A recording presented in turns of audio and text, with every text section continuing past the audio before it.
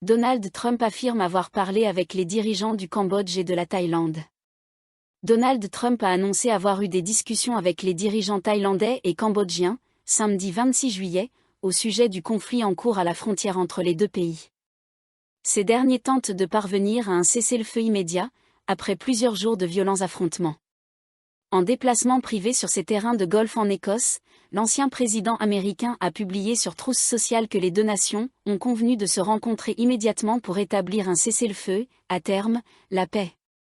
Le premier ministre thaïlandais par intérim, Phinthaam Wechayachai, a confirmé que la Thaïlande avait accepté le cessez-le-feu, en principe, tout en précisant que Bangkok attendait des gestes sincères de la part du Cambodge.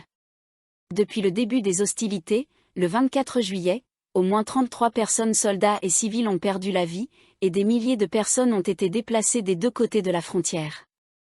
Sur son compte X, anciennement Twitter, Donald Trump a expliqué. Il se trouve que nous sommes en train de négocier des accords commerciaux avec les deux pays. Mais j'ai été clair, aucun accord ne sera conclu tant qu'ils seront en guerre. Trump, qui espère depuis longtemps obtenir le prix Nobel de la paix, intervient à quelques jours de l'entrée en vigueur de nouveaux droits de douane américains visant le Cambodge et la Thaïlande.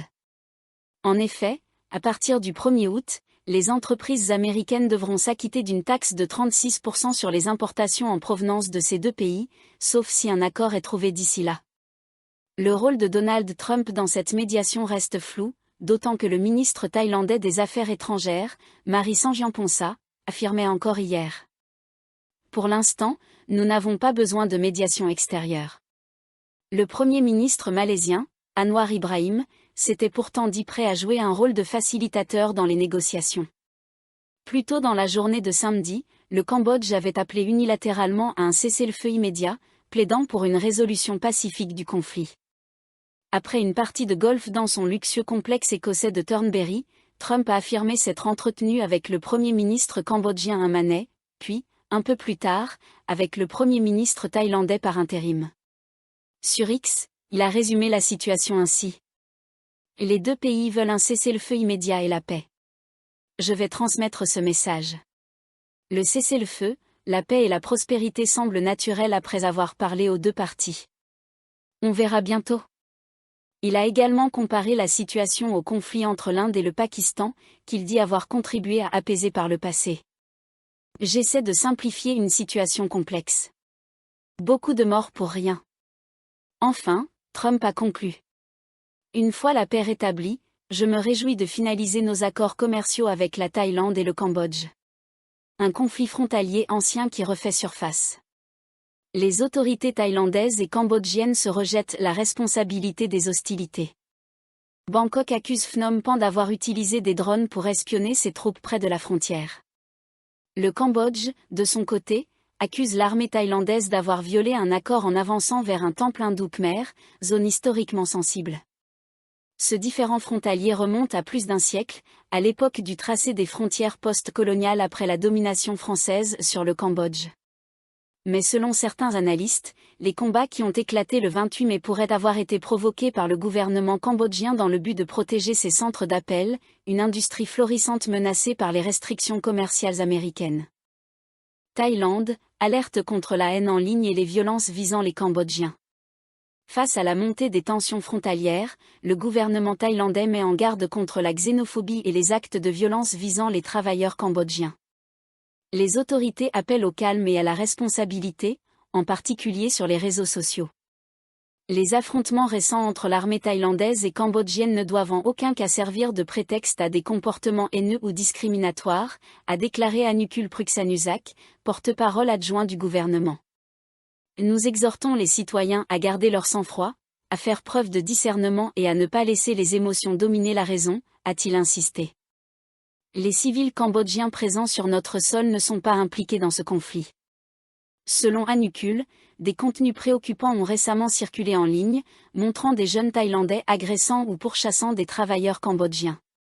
Les autorités ont donc donné l'ordre de surveiller étroitement les zones où vivent ces communautés. Toute personne impliquée dans des violences fera l'objet de poursuites judiciaires sévères, a-t-il averti, soulignant que la Thaïlande restait attachée aux valeurs humanitaires et aux normes internationales. Dans le même temps, le Parti populaire, pp. Formation d'opposition, a appelé ses membres à ne pas attiser les discours haineux. Aucun propos ou acte ne doit encourager la haine raciale ou la violence, a déclaré Sarayut Jelak, secrétaire général du parti. Fuite des travailleurs cambodgiens, les départs s'accélèrent. Malgré ces appels au calme, l'inquiétude gagne du terrain chez les migrants cambodgiens, qui commencent à quitter massivement la Thaïlande. Le samedi 26 juillet au matin, de longues files d'attente se sont formées aux postes frontières de Chantaburi et Aranyaprateh, où des milliers de Cambodgiens ont tenté de rentrer dans leur pays. Certains transportaient des valises, des sacs, des matelas et même leurs animaux de compagnie. Beaucoup affirmaient vouloir rejoindre leur famille, craignant une dégradation de la situation sécuritaire. Des entreprises thaïlandaises préoccupées. Ce départ massif suscite l'inquiétude des employeurs, notamment dans le secteur du bâtiment et de la restauration, où les travailleurs cambodgiens représentent une main-d'œuvre essentielle. Plusieurs ont déjà alerté sur les conséquences possibles, hausse des coûts, pénurie de personnel, et nécessité de recruter des travailleurs thaïlandais plus coûteux. Frontière sous tension à Aranyaprateh. À Aranyaprateh, province de Sakeo, près de 1000 Cambodgiens s'étaient rassemblés samedi matin, espérant pouvoir traverser comme les jours précédents. Mais les autorités ont annoncé que la frontière ne rouvrirait pas exceptionnellement ce jour-là, provoquant une grande déception. Charin Fuché, chef du district, et Fatarakorn Kaonuan, commissaire de police, ont alors pris contact avec le consulat cambodgien pour transférer les migrants dans une zone d'attente temporaire, au marché municipal de Klon Luek, en raison de la surpopulation et du manque d'infrastructures adaptées. Mesures de sécurité renforcées. Au poste de contrôle de Klon Luek, le colonel Mete Kantem, commandant du 12e régiment de Rangers, a ordonné un renforcement de la sécurité pour protéger les 1000 migrants en attente de rapatriement. Selon les autorités, samedi matin, 553 Cambodgiens munis de passeports et 524 avec des laissez-passer frontaliers attendaient de franchir la frontière vers Phra Phai, au Cambodge. De l'autre côté, 1733 Thaïlandais avec passeport et 168 détenteurs de laissez-passer tentaient de rentrer en Thaïlande, après avoir été bloqués par la fermeture des postes frontières. Une crise révélatrice de la fragilité des relations bilatérales. Ce nouvel épisode humanitaire met en lumière la vulnérabilité des travailleurs migrants, indispensables à l'économie thaïlandaise mais souvent oubliés en temps de crise. Alors que la tension reste vive entre Bangkok et Phnom Penh, les deux gouvernements sont plus que jamais appelés à la responsabilité, à la retenue et à la protection des populations civiles. Thaïlande, scandale sexuel dans la Sangha, les appels à la réforme se multiplient. L'ordre monastique bouddhiste thaïlandais est à nouveau secoué par un scandale retentissant impliquant au moins 13 moines, dont plusieurs abbés et figures influentes de temples renommés. Selon les enquêteurs, ces moines auraient eu des relations sexuelles avec Wilawan Sawa, surnommé Sika Golf, dans un contexte de chantage et d'intérêt financier. Cette dernière aurait perçu près de 385 millions de bahts au cours des 3 dernières années. Elle est actuellement détenue. Cette affaire ravive les demandes de réforme de la gouvernance religieuse, du contrôle financier des temples et de l'application des règles disciplinaires dans la Sangha. Une réforme monastique en gestation. Pour le professeur Uti Siriwan, vice-recteur de l'université bouddhiste Mahachulalong Korn Rajavidyalaya, il s'agit d'un tournant. Ancien moine, il appelle à un examen en profondeur des règles monastiques, rappelant la réforme initiée sous le roi Rama Ier. À l'époque, ce processus a duré 8 mois. Avec la technologie actuelle, il pourrait être mené en 3, estime-t-il. Un groupe de travail mandaté par le patriarche suprême révise actuellement les procédures disciplinaires. Parmi les mesures envisagées, des verdicts rendus sous 10 jours, contre plusieurs années auparavant. L'admissibilité des preuves numériques, vidéos, messages, etc. Une extension de la règle Sangha 10 à 13, interdiction de toute interaction sexuellement suggestive, au comportement en ligne. Qu'il s'agisse d'un moine, d'un homme ou d'une personne LGBTQ+, ces règles doivent s'appliquer équitablement, souligne le professeur Uti.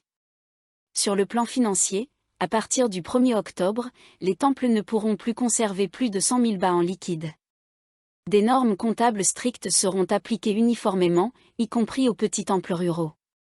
Surveillance des moines, vers une autorité indépendante ? Le professeur Outi propose également la création d'un organisme indépendant pour superviser la conduite des moines, avec son propre personnel et budget, à l'image des agences anticorruption. Cette autorité viendrait compléter le travail du Bureau national du bouddhisme, NOB, et du Conseil suprême de la Sangha. Il suggère que les moines ayant gravement enfreint leurs vœux soient considérés comme ayant automatiquement perdu leur statut, avec possibilité de sanctions pénales, prison, amende, poursuite pour usurpation d'identité. Néanmoins, il appelle à un jugement au cas par cas. Pour les fautes mineures, il évoque des retraites méditatives prolongées plutôt que l'incarcération. Un exemple frappant, un ancien abbé de Nakhon Sawan, filmé portant une perruque, aurait eu des relations avec au moins 3 femmes. Si son comportement était délibéré, une peine sévère s'impose. Mais s'il s'agit d'une faute mineure, des travaux d'intérêt général pourraient suffire, explique-t-il. Changer de l'intérieur, la critique d'un système fermé. Le professeur adjoint Chanaron Bunun, expert en philosophie bouddhiste à l'université Silpakorn, adopte un ton plus critique. Pour lui, le système monastique est trop opaque, dominé par les abbés, avec peu de transparence sur les dons ou la gestion des ressources. Même dans les temples, peu savent combien d'argent est collecté et où il va. Les laïcs ne se demandent souvent que s'ils doivent faire un don, déplore-t-il.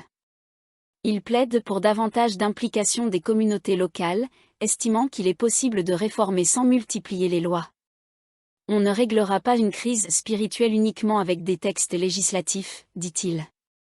Selon lui, seule une réforme fondée sur le Dhamma, la pratique réelle des enseignements bouddhistes, pourra restaurer la foi. Quelle responsabilité pour les laïcs ?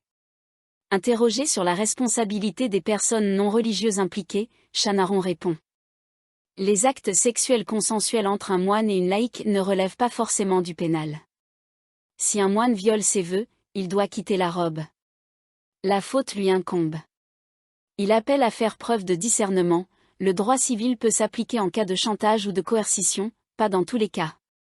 Entre foi et scandale, l'avenir de la Sangha en question. Malgré la gravité de la crise, le professeur Chanaron garde espoir. La foi ne peut être imposée. Mais pour ceux qui croient encore, c'est l'occasion de réclamer une Sangha plus pure. Cette affaire pourrait marquer un tournant, vers une renaissance du bouddhisme thaïlandais, ou un affaiblissement irréversible de la confiance du public.